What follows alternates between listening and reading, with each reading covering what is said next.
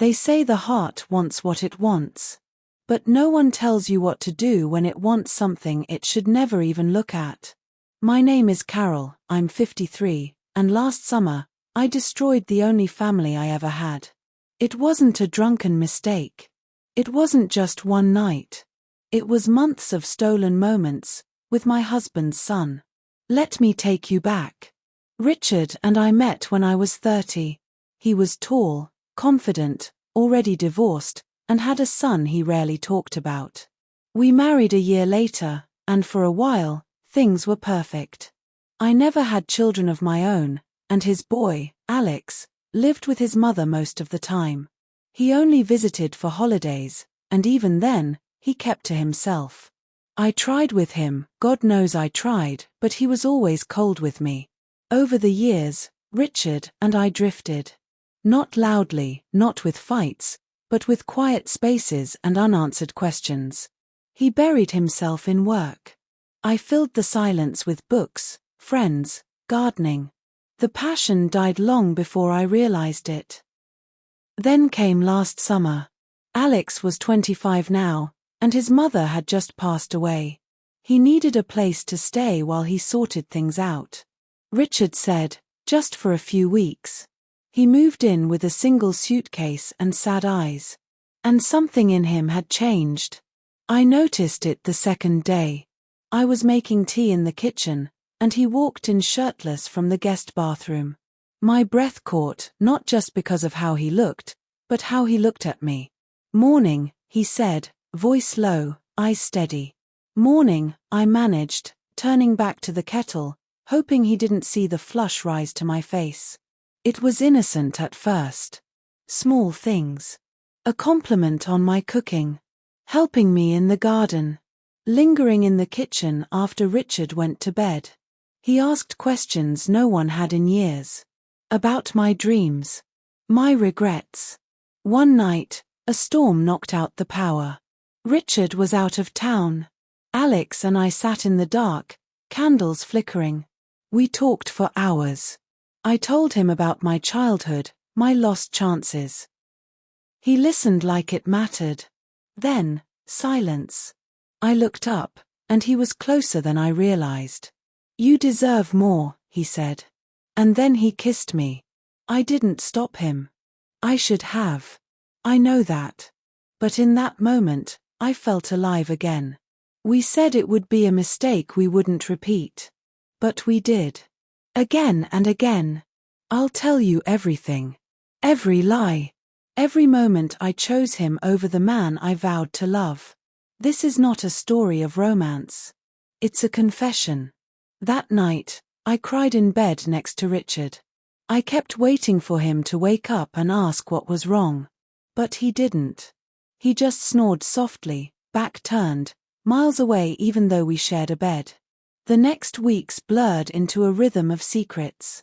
Mornings with Richard, afternoons filled with chores and careful smiles, evenings spent waiting for the sound of Richard's car leaving the driveway. Alex would knock once before coming in. Always the same knock. My body learned to respond before my mind did.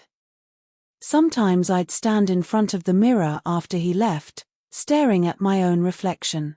Who was I? I was a wife. A mother, sort of. But now, I felt like a stranger to myself. One evening, I told Alex we had to stop. It's tearing me apart, I said. He reached for my hand. I don't want to hurt you. But I love you, Carol. I stared at him, tears forming. No one had said those words to me in years. You don't mean that, I whispered. I do. I've never been more sure of anything. I wish I could say I pulled away. I didn't. That was the moment it started to fall apart. It was after Richard's business trip to Chicago that things started to unravel. He came back quieter, more thoughtful. He watched me in ways he hadn't in years. I caught him once, staring at Alex with an expression I couldn't read.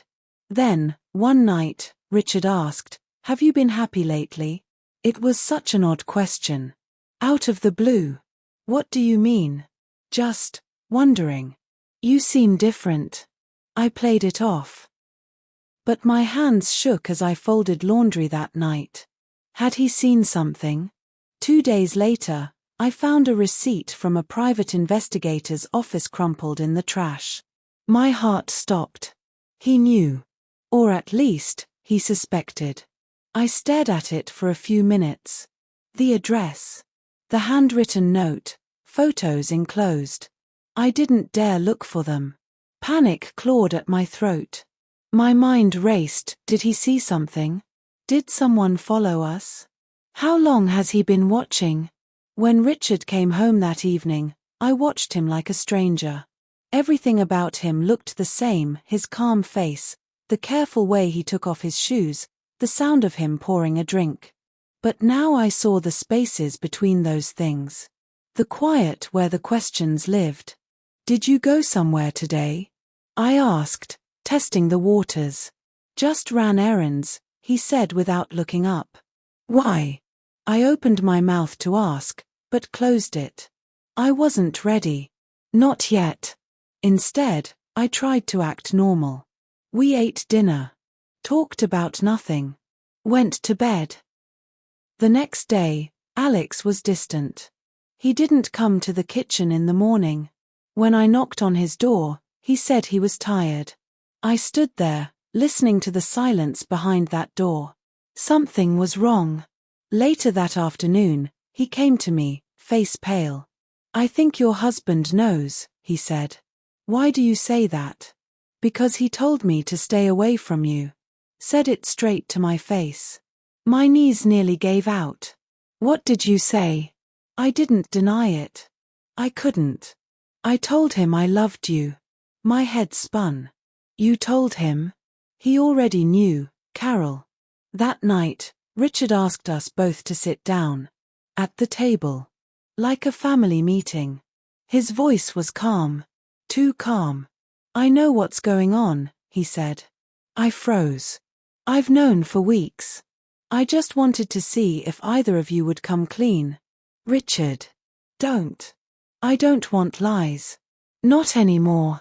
He looked at Alex. Then at me. You think I'm angry? I'm not. I'm done being angry. I'm just tired. Then came the words I'll never forget. He's not my son. Silence. My mind couldn't process it. What? I asked, blinking. Alex. He's not biologically mine. I took him in because I had to. His mother needed help, and I owed her. I looked at Alex, who looked just as shocked as I was.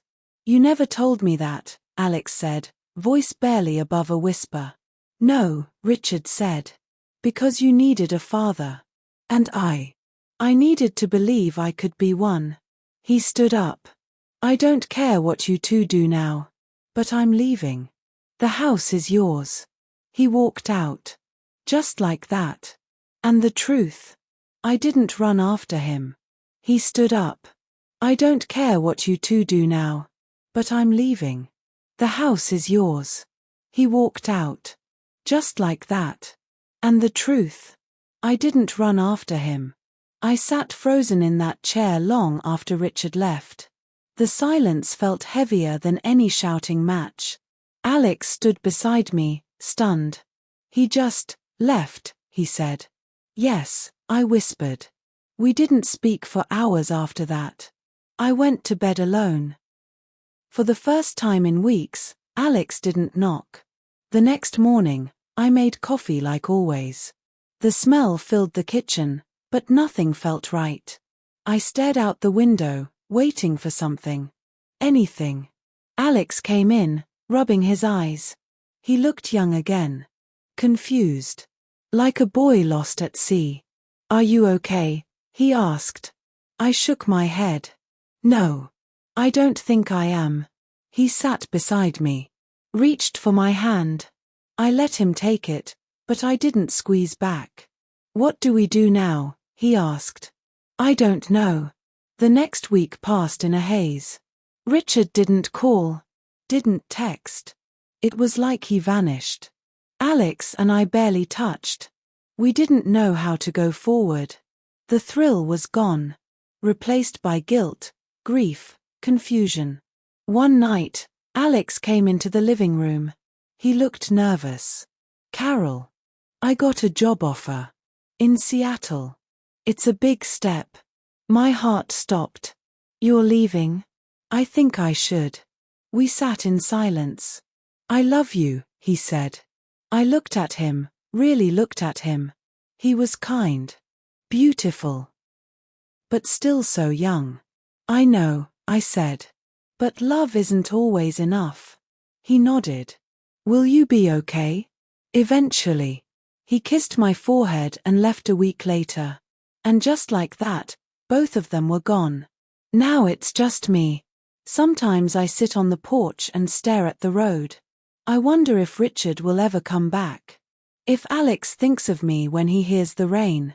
I haven't told anyone. Not even my sister. Not my friends. But if you're hearing this, it means I had to speak it aloud. I needed to feel the truth echo off something other than my own heart. I broke a man who loved me. I lost a boy who said he did.